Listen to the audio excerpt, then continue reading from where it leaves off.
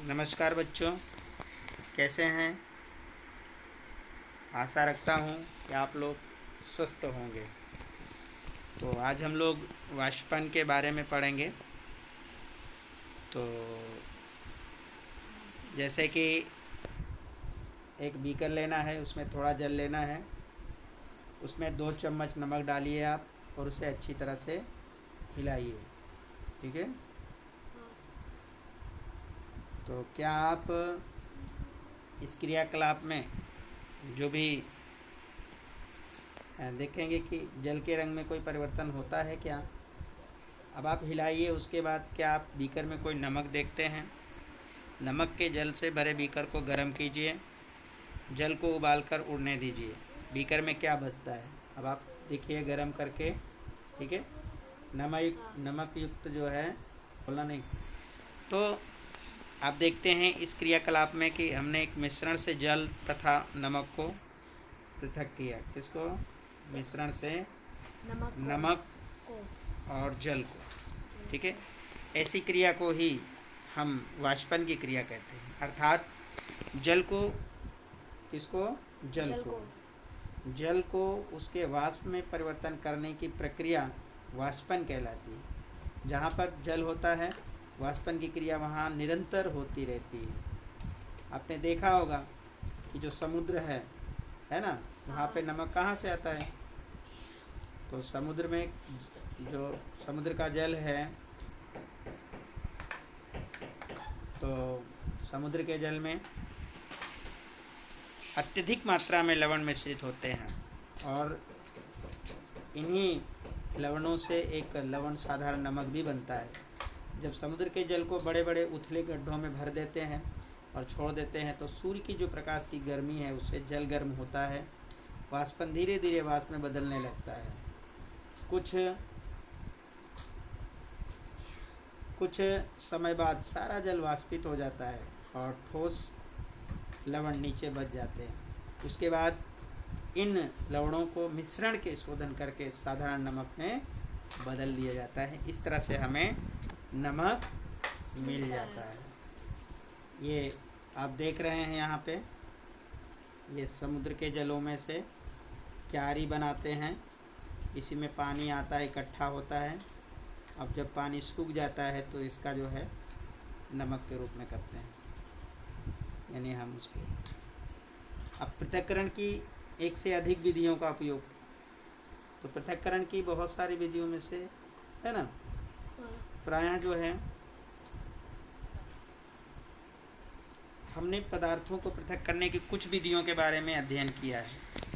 तो प्रायः हम देखते हैं कि किसी मिश्रण में उपस्थित विभिन्न अवयवों को पृथक करने में केवल एक विधि का उपयोग पर्याप्त नहीं होती है। तो किसी भी एक मिश्रण का उपयोग करने में, अलग करने में कोई एक विधि उतनी उपयोगी नहीं होती, तो उसके लिए बहुत सारी विधियाँ होती हैं। ऐसी कंडीशन में हमें एक से अधिक विधियों का उपयोग करने की ज़रूरत होती है। अब यहाँ पे क्रियाकलाप 7 देखिए, करना क्या है कि नमक और रेत लीजिए, उसको मिला दीजिए। इसे आप कैसे अलग करेंगे?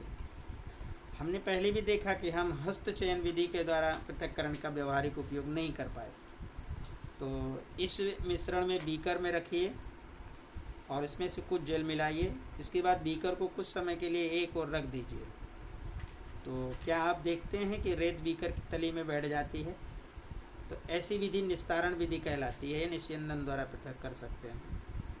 तो निस्तारित द्रव में क्या है, और क्या आप सोचते हैं कि इस जल में वही नमक है जो आरंभ में था? ठीक है। तो अब इस निस्तारण द्रव में नमक और जल को पृथक करना है और इस द्रव को किसी केतली में भरना है और इसका ढक्कन बंद करना है। कुछ समय तक केतली को गर्म करके, और क्या आप केतली को टोटी से भाप निकलते देखते हैं? देखिए यहाँ पर ये चित्र दिखा रहा है आपका, ये भरना है केतली वाला।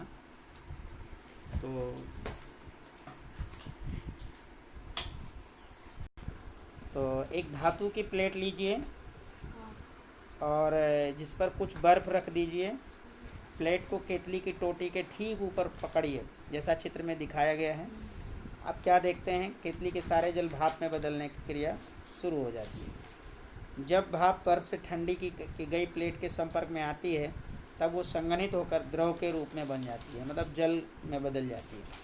और प्लेट के नीचे आप देखेंगे कि बूंदें हो जाती, क्या हो जाती हैं, बूंदें हो जाती हैं, ठीक है। और नीचे गिरने वाला ये जल संघनन द्वारा भाप बनता है, और जल वाष्प बनने से इसकी द्रव अवस्था में परिवर्तित होने की प्रक्रिया को संघनन की क्रिया कहते हैं। यानी जल जब वाष्प से द्रव अवस्था में बदलती है, ऐसी क्रिया को संघनन की क्रिया कहते हैं, ठीक है। क्या आप कभी जिस पात्र में दूध को थोड़ी देर पहले उबाला गया था, उस पर ढकी प्लेट में संग्रहित जल की बूंदों को देखा है? यानी आपने कभी ऐसा देखा है कि दूध की पात्र को उबाला गया हो और उस पर बूंदें आ गई हों? या आपके घरों में जब मम्मी खाना बनाती है, तो जब पानी के लिए ढकती है तपेली को, तो उस पर एक बर्तन रख देती है, तो जब आप उसे हटाते हैं तो देखते हैं ना उसमें कि हल्का सा पानी आ जाता है। या आप कभी देखे होंगे कि जब हमारे घरों में जो हम लोग फ्रिज में पानी बोतल रखते हैं, तो बोतल का पानी जब हम बाहर निकालते हैं तो उसके ऊपर हल्का सा बूंद पानी जैसा आ जाता है।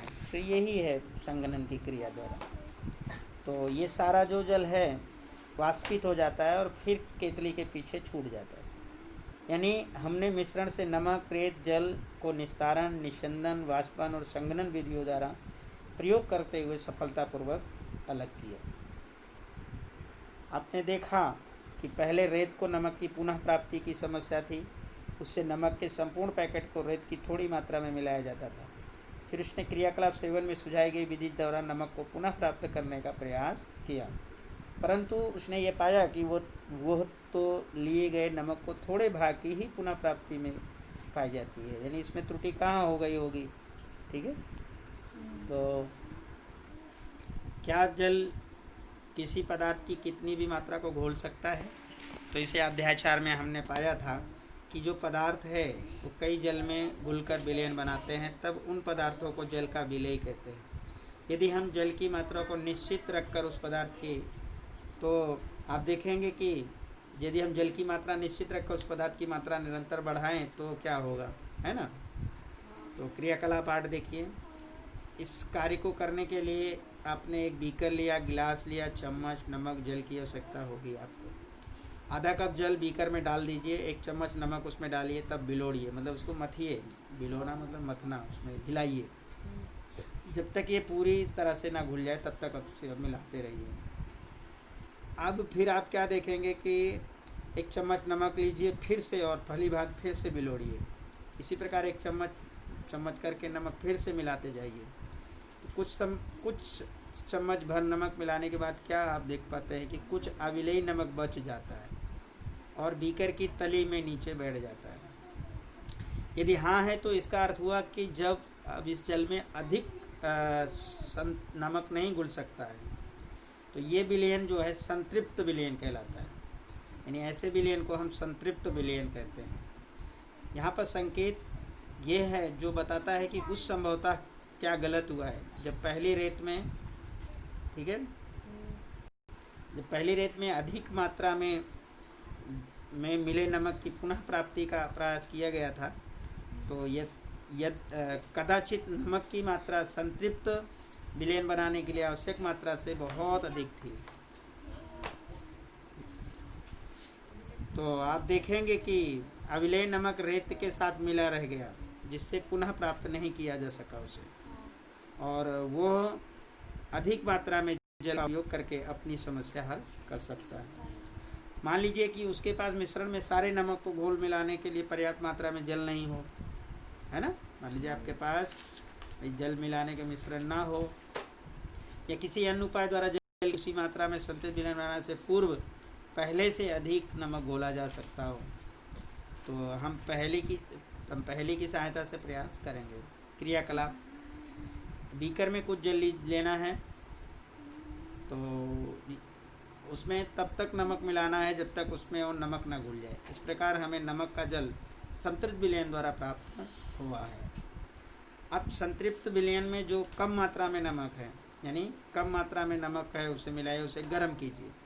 आप क्या देखते हैं कि बीकर की तली में वो नमक क्या हुआ, क्या वो घुल गया? अगर वो घुल गया यानी हाँ, तो क्या इस विलयन को गर्म करने पर उसमें और अधिक नमक घोला जा सकता था? तो इस गर्म विलयन को ठंडा होने दीजिए। क्या बीकर की तले में नमक पुनः बैठता दिखाई दिया?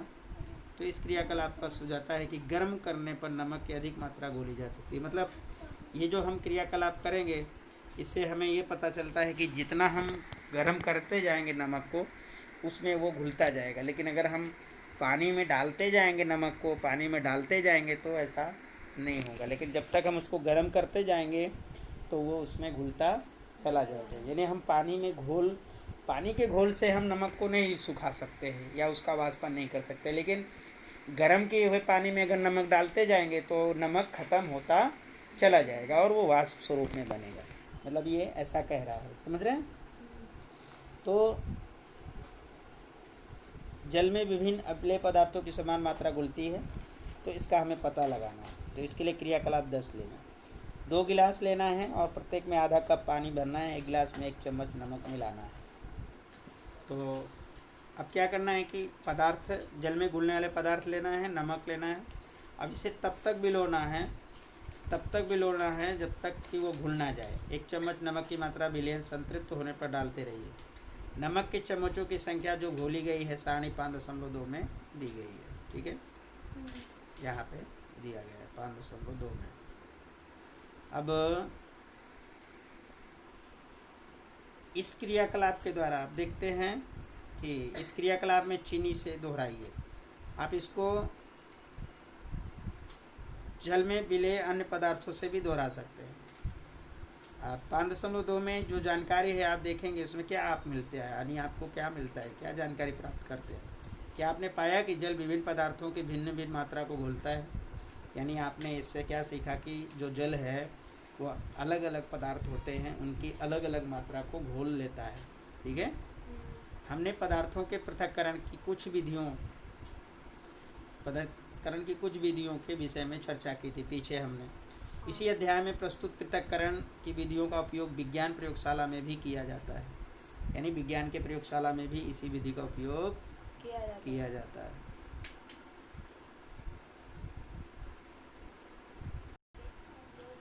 तो यानी हमने सीखा कि पदार्थ को द्रव में घोलने से विलयन बनता है। क्या? हाँ, द्रव को घोलने से विलयन बनता है। यदि विलयन में और पदार्थ ना घुल सके तो संतृप्त विलयन कहलाता है।